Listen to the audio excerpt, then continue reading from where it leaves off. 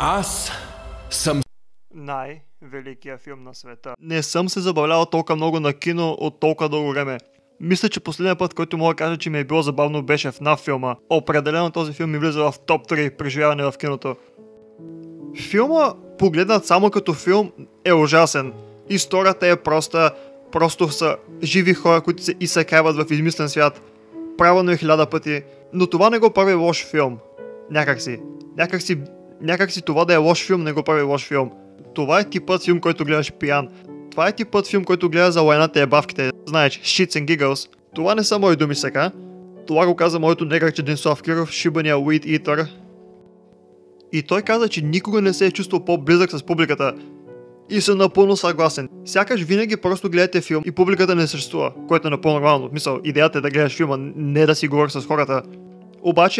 Обаче всеки път, в който Джак Блак каже някакъв термин от Майнкрафт, цялата публика поводяваше.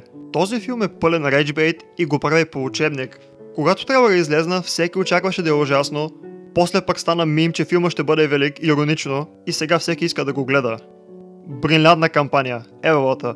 Светът има потенциала да разкаже една истинска кинематична история, но не го направи. Отчасти ми се щеше, толкова много анимации съм гледал от 2010-те, които се опитват да разкажат история, използвайки тези купчета. Наистина, може би Майнкрафт заслужава един истински филм, но от друга страна.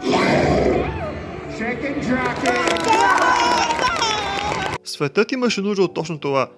Имаше нужда от тъп филм, който да не се приеме на сериозно. Хората трябва да почнат да гледат филми, както са и гледали през 2000-те. Просто влизаш вътре и гледаш чисто развлечение. Не гледаш всеки малък детайл да бъде разказан, не гледаш дали е писано добре. Буквално хората са гледали 2 видеосета и сега се правят на критици. Просто гледай тъпия филм и си направи кефа, затова са направени. Ако искаш дълбока история, просто чети литература. Толкова е просто. Искам да обърна малко внимание и на работите, които всъщност ми харесаха.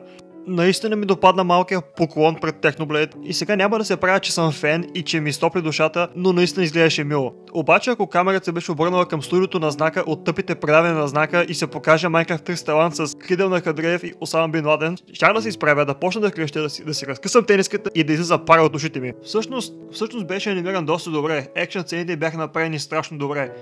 Но може би просто защото не съм гледал анимация от толкова дълго време и най-високото качество на анимация, което ми е в главата, е сигурно нещо от Шрек. Харесах как гигантския Iron Golem беше Space Marine от Warhammer.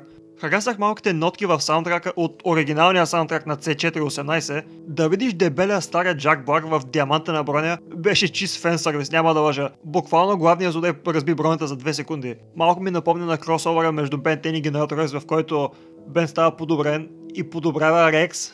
И те има тази епична сцена, но накрая просто се проваля след 20 секунди. Чист фен сервис. Няма си да представя колко много кеф ми правеше тази сцена, къдете.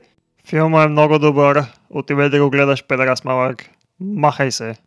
Наперено бръмчиш, дупето въртиш, дискотеката гърмиш, просто лягай да спиш. Наперено бръмчиш, дупето въртиш, дискотеката гърмиш, просто лягай да спиш. Фърлям фаска от тука до Бургаска, знаеш 2G, винаги паласка, Аляска, спокойни ма страска, гогата...